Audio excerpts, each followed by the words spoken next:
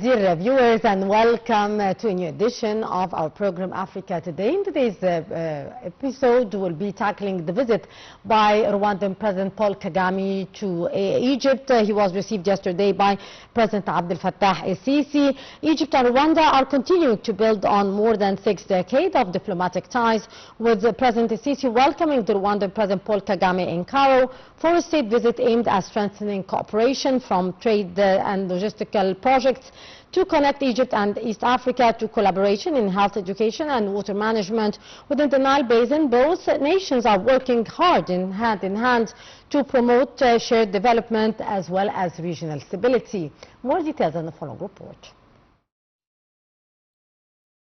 President Abdel Fattah el-Sisi welcomed Rwandan President to Cairo on Tuesday for a state visit aimed at strengthening the fast-growing partnership between the two African nations. The visit is part of ongoing efforts by both countries to deepen bilateral relations and expand cooperation in multiple fields.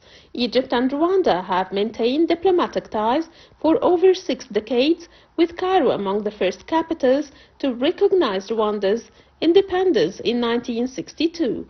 A joint committee was established in 1989 to organize cooperation covering politics, trade, education, health and capacity building.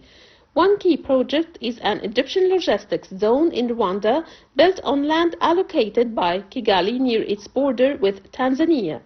The zone is designed to lower transportation costs, increase Egyptian exports to East Africa, and serve as a hub for warehousing, customs and transport services. Egypt and Rwanda also work closely as Nile Basin countries, where collaboration has become increasingly important amid regional water challenges. Both governments have stressed the need for fair use of Nile resources within the Nile Basin Initiative framework, with Egypt providing technical expertise in irrigation, water management, and training to support Rwanda's agricultural and development goals.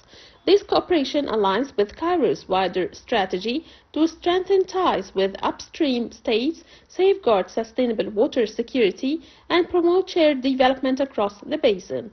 Health has been another major focus of bilateral ties. The Magdi Yaqub Rwanda-Egypt Heart Center in Kigali is emerging as a regional center for cardiac care, reflecting Egypt's support for Rwanda's medical infrastructure. Egypt has also supplied medical equipment for heart treatment and expressed readiness to collaborate in the pharmaceutical sector, including regulation and joint production. To shed light on the visit, we have the pleasure to be joined over the phone by Ambassador Soaad Shalaby, former Assistant Foreign Minister. Ambassador Shalaby, good afternoon. Good afternoon. Thank you so much for joining us, Ambassador Shalaby. Thank you. How do you assess the importance of President Paul Kagame's visit to Cairo at this very particular and critical timing, Ambassador? Well, as you know, the two countries, Rwanda and Egypt, have exchanged bilateral relations since 1960. So we have a long history of very close relationship. And the two presidents have managed to visit, to have different presidential visits and high-level visits, and they signed many memorandums of understanding. In this visit, there is a very important timing because of what is happening in the world and what is happening in Africa. Of course, both presidents have political goodwill, and they decided to meet yesterday and today in order to strengthen the cooperation between the two countries. And of course, the support that Egypt is giving to Rwanda is very important, because, as you know, it is Rwanda is in a transformation situation where it is rebuilding its national institutions, and it's empowering youth and women. That is why the partnership between Egypt and Rwanda is very important for both countries. Yes. In what ways does this visit open the new prospects for the Egyptian-Rwandan partnerships on different levels and sectors? Yes, as I said, that Rwanda has passed through a lot, and they are a model of resilience and sustainable development, and they have a strong economic growth, 7 to 8% annual growth rate. That is why Egypt is benefiting from the opportunities of investment in Rwanda. And of course, there are many cooperation opportunities and investment opportunities, whether it is in health, in defense, in education, or in infrastructure. So, of course, bilateral trade has increased, and it is in the favor of Egypt also, because in 2024, it reached $16 million, compared to $68 million in 2023. That means that there has been a very big boost of bilateral trade. What opportunities exist for the Egyptian exporters and the investments in Rwanda, especially in sectors like the construction, energy, and agriculture? What are actually, from your point of view, Ambassador Shalaby, still the obstacles on different fronts regarding the increase of the level of investments between Cairo and Kigali and vice versa? As you know, that Rwanda has a Vision 2050 development strategy, and it offers a lot of opportunities for technical expertise and capacity building assistance, and that is why Egypt has offered to cooperate and to invest in the fields of pharmaceuticals, in medical supplies, in food industries, and as you said, in construction and infrastructure. And of course, there are more opportunities to explore and to expand the joint investment, especially that there has been a big investment in health, and as you know, there has been a specialized cardiac treatment in Kigali after building a modern heart center together with Dr. Magdi Yaoub, the Egyptian famous Magdi Yaoub. So the collaboration in education has reinforced the relations between the two countries in the workforce and in pharmaceuticals, in medical care, and in expanding and affordable quality health care, and initiated vaccine manufacturing together with other partners. Indeed, yes. Ambassador Shalaby, how can Egypt and Rwanda actually work together in the intra-Africa trade in line with the African Continental Free Trade Agreement? Well, this was also discussed between the two presidents and the two delegations that have been visiting Egypt. So there has been many memorandum of understanding signed in order to reach regional integration and sustainable development, not only between the two countries, but also across the Nile Basin countries. So the MOUs were mainly for water management and trade, land location and housing and promotion of investment. Yes. Both countries, actually both Egypt and Rwanda, are members of the Nile Basin Initiative. How actually important is the cooperation between the two countries to ensure the fair and sustainable distribution of the Nile water? Well, this is what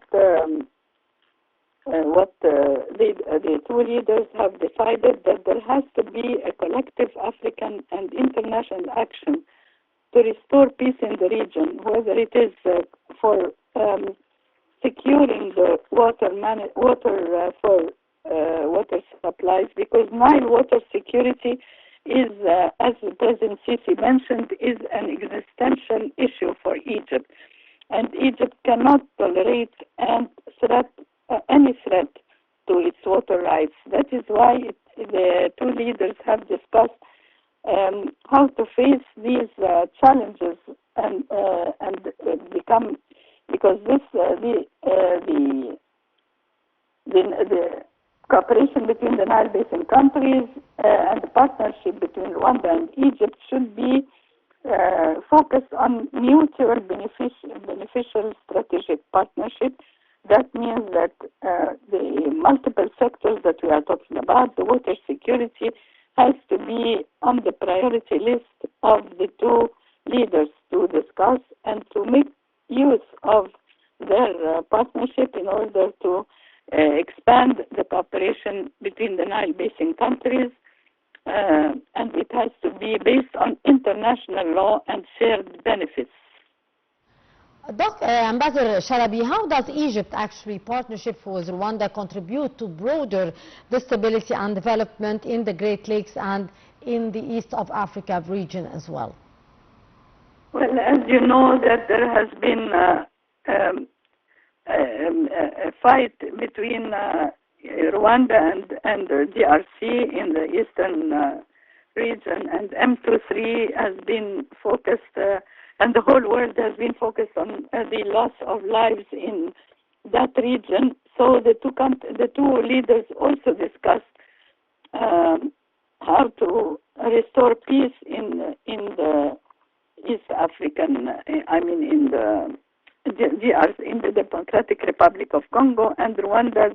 The two countries share the borders, and they have a lot of difficulties in order to reach stability, regional stability. That is why the mediation is important in order to restore regional stability in the Great Lakes. Also, the Horn of Africa, they have discussed also the instability in the Horn of Africa, and both leaders have a shared vision to strengthen their commitment in order to reach a peaceful resolution to the challenges that are facing African Union also. Yes, indeed. Ambassador Shalaby, both leaders emphasized Africa's solution to the African challenges. How might their cooperation actually strengthen the continental unity and resilience? Well, this is a very good, important slogan that also African leaders do not want the other leaders from other countries to interfere in their problems. That is why there has been always a cooperation between the African leaders under the umbrella of the African Union in order to reach solutions to the challenges that are meeting Africa, like, for instance, in Sudan, in Somalia, in the Democratic Republic of Congo. All these in Libya, the vision is to share the shared vision. The solution has to be shared vision for regional stability and sustainable development. And of course, the problem of water security is also on the top of the list. So there has been a lot of challenges, and the two leaders decided that the African Union has to be the one to find solutions for these challenges that are facing Africa. Indeed. Ambassador Soaad Shalaby, former Assistant Foreign Minister, thank you so much for your precious input. Always a pleasure. And on the sidelines of the 80th General Assembly meeting, Foreign Minister Badr Abdulati met with Mahmoud Ali Yusuf, the chairperson of the African Union Commission. Their discussions focus on strengthening cooperation between Egypt and the Commission, while also addressing the pressing continental priorities, including peace and security, sustainable development, water security, as well as the political situation in Sudan, Libya, South Sudan, as well as in Somalia. Foreign Minister Badr Abdulati met with Mahmoud Ali Yusuf, chairperson of the African Union Commission, on the sidelines of the United Nations General Assembly. The discussions focused on ways to strengthen cooperation between Egypt and the Commission, as well as on exchanging views regarding continental issues of mutual concern. Minister Abdulati stressed the importance of shaping African-led visions and developing comprehensive approaches to enhance the continent's ability to achieve tangible progress in its integration process.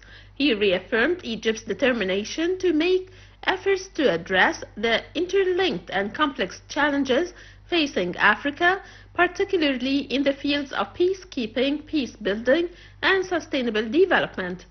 The minister also commended the African Union Commission for its role in promoting peace, security, and stability across the continent, especially during this period marked by mounting crises and transboundary threats. He underlined the need to continue strengthening the role of the AU Center for Post-Conflict Reconstruction and Development. The meeting also touched upon a number of issues related to the African Union, including the promotion of good governance and institutional reform. On the question of water security, the foreign minister highlighted the importance of cooperation in accordance with international law to safeguard the interests of all 9 basin states. He rejected unilateral actions that contravene international law in the Eastern Nile Basin, affirming that Egypt will take all necessary measures consistent with international law to protect its water security. The two sides also exchanged views on political and security developments in Sudan, as well as on the situations in Libya, South Sudan, and the Horn of Africa, particularly Somalia.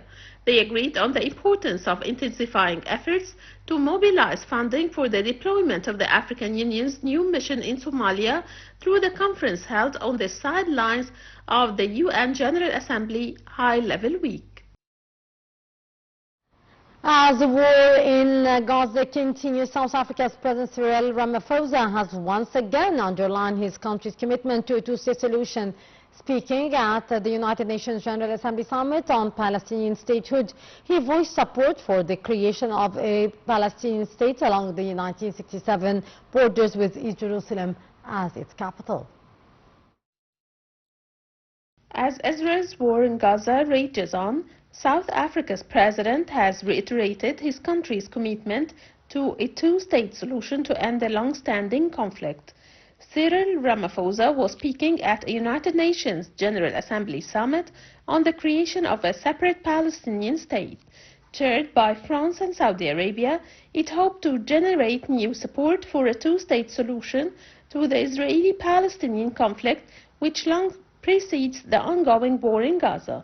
Ramaphosa said that South Africa reiterates its firm commitment to the creation of a Palestinian state existing peacefully side by side with the State of Israel along the 1967 borders with East Jerusalem as its capital.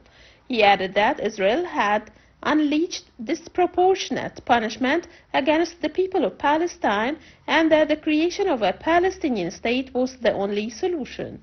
Ramaphosa also congratulated all the countries that have officially recognized a Palestinian state in recent days. During the summit on Monday, France, Belgium, Monaco, Luxembourg, and Malta became the latest nations to do so.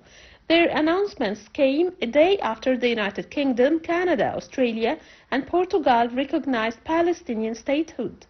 Ramaphosa called the moment one of a great significance for the people of Palestine and Israel and all who cherish the ideals of freedom and self-determination. He highlighted that this was a conflict that had raged on for almost as long as the UN has existed.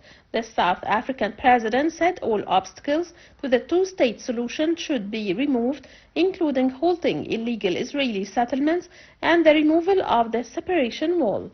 Israel and the United States boycotted the gathering, with the Israeli ambassador to the UN describing it as a circus. Both countries remain firmly opposed to the recognition of Palestinian statehood. The meeting and the expanded recognition of Palestinian statehood are expected to have little, if any, actual impact on the ground. Well, our dear viewers, with that we come to the end of this edition of our program Africa Today. My Sira Biamani, thanks for watching.